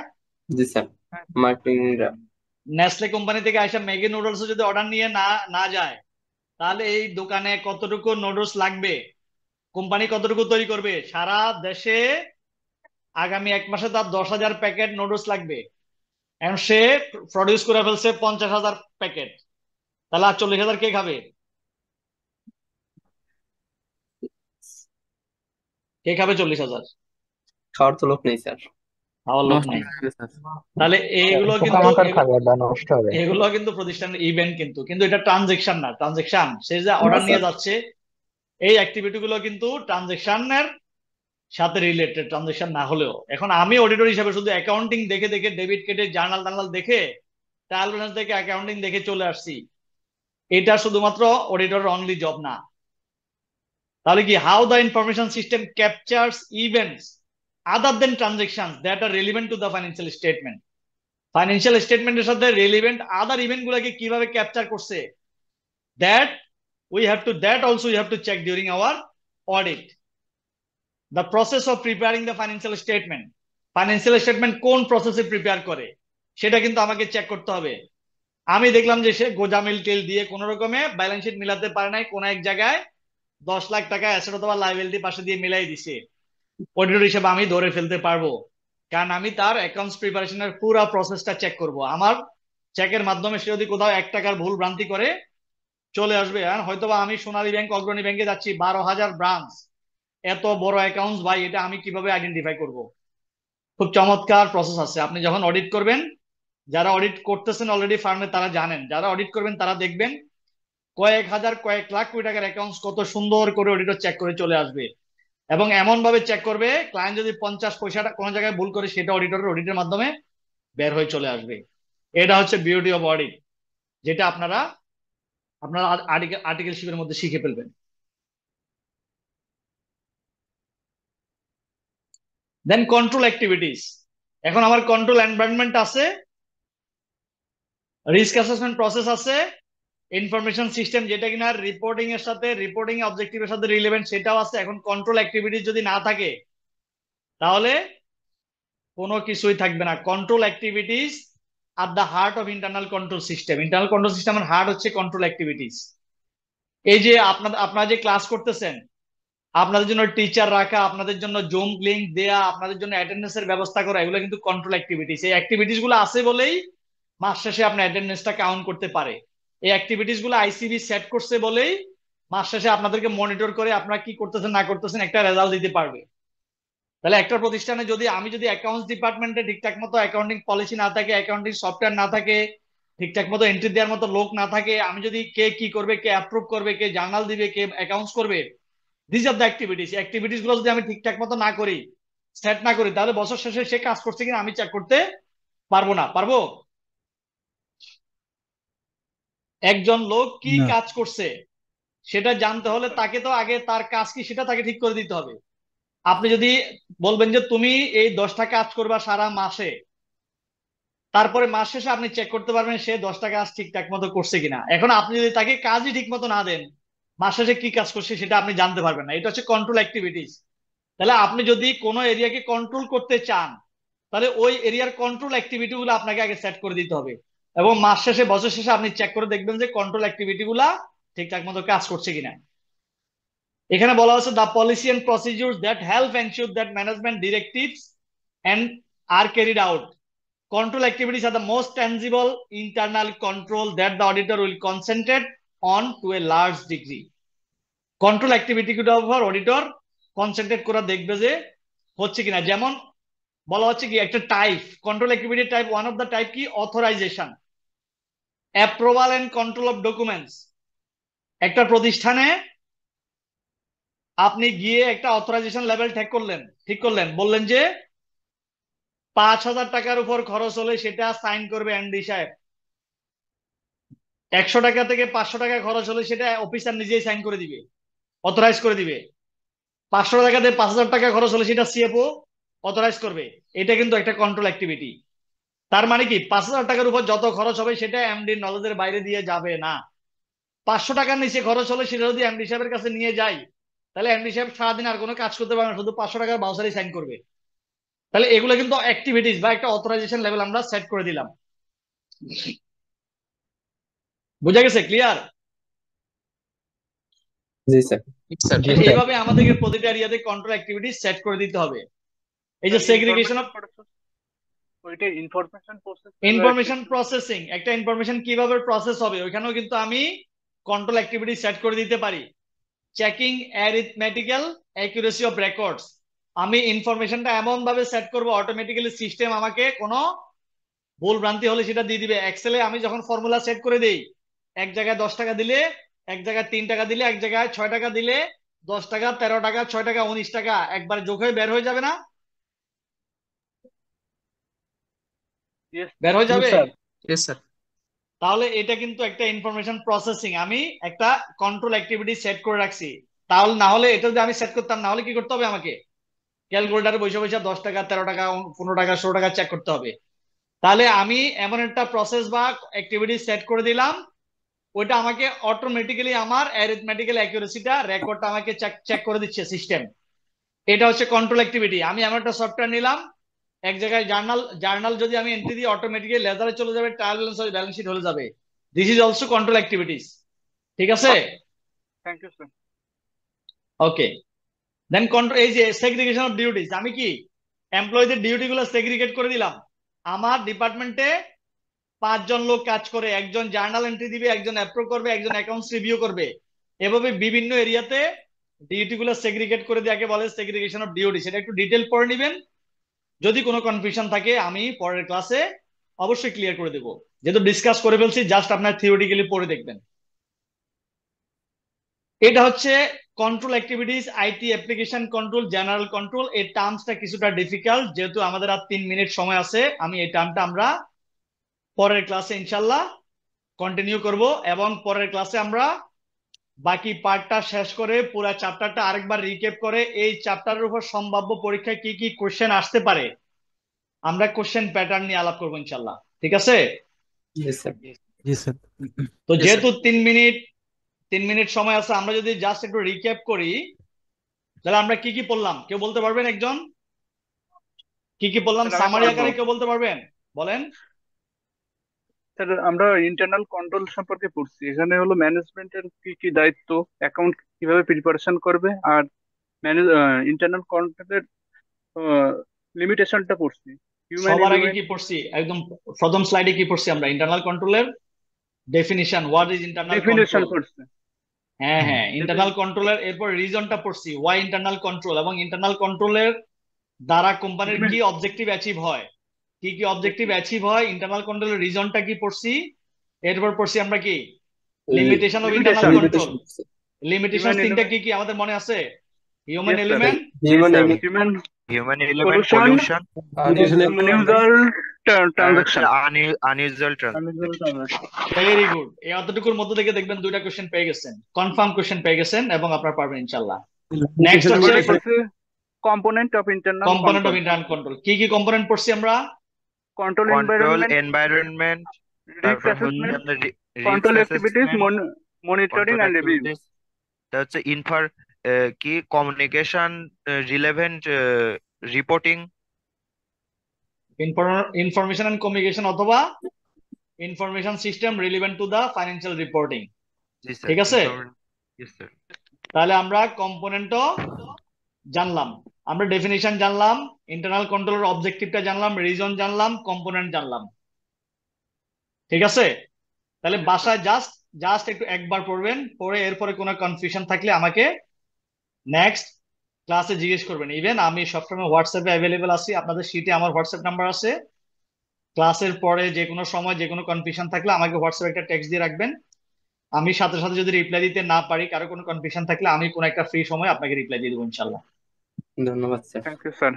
সুতরাং আমি আমি আমি চাইবো আপনারা যারা এনরোল করছেন প্রত্যেকেই ক্লাসে এই পরীক্ষার জন্য নেক্সট টার্মে ফর্ম ফিল আপ করবেন এবং এশিয়ান্স পরীক্ষা দিবেন। আমি আশাবাদী আপনাদের মধ্যে অ্যাটলিস্ট 50% এশিয়ান্স পাস করে ফেলবে প্রথমবারই, এবং যদি রেগুলার ক্লাস করেন ইনশাল্লাহ। ঠিক আছে? সুতরাং আপনাদের রেসপন্সিবিলিটি হচ্ছে আপনারা ক্লাস করবেন, আমার রেসপন্সিবিলিটি হচ্ছে আপনাদের কিভাবে পাস করে দেওয়া যায়। ধন্যবাদ স্যার। আপনারা যেহেতু অনেকে পড়াশোনার সাথে ইনভলভ আছেন, আপনাদের হয়তো বা এডিশনাল টাইম অনেক বেশি থাকবে না এখানে এফোর্ট দেওয়ার জন্য। এই জন্য আপনারা রেগুলার ক্লাসটা করবেন।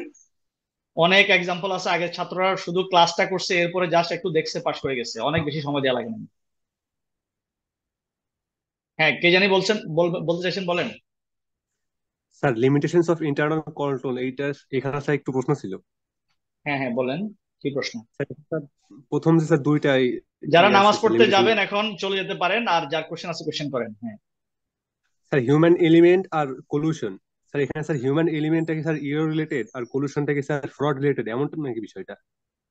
এক্স্যাক্টলি, কলিশনটা ফ্রড রিলেটেড, অর্থাৎ ইন্টেনশনালি। হিউম্যান এলিমেন্টটা হচ্ছে আমার অজান্তেই কিছু ভুল হয়ে যায়, কারণ আমরা বলছি মানুষ মাত্রই ভুল। মানুষকে যখন আপনি কোথাও ইনভলভ করবেন, সে কিছু ভুল করতেই পারে, সেটা ইন্টেনশনাল হতে পারে, আনইনটেনশনাল হতে পারে। ঠিক আছে? হিউম্যান এলিমেন্ট এখানে ইন্টেনশনাল বা আনইনটেনশনাল বলে নাই, বলছে মানুষ মাত্রই ভুল, মানুষের ইনভলভমেন্ট থাকে ভুল। আর কলিউশনটা হচ্ছে একবার ইন্টেনশনালি, আমি 2-3 জন মিলে প্ল্যান্ড ওয়েতে, মানে আমি ডেলিবারেটলি আমি এই কাজটা করলাম, ফ্রড করলাম, এটা হচ্ছে কলিউশন। মানে কনাইভেন্স বলে, কলিউশন বলে, এটা গোপনে আতাত করে একটা কিছু করা আর কি। ঠিক আছে? বুঝতে পেরেছি। আর কারো কোনো কোশ্চেন আছে?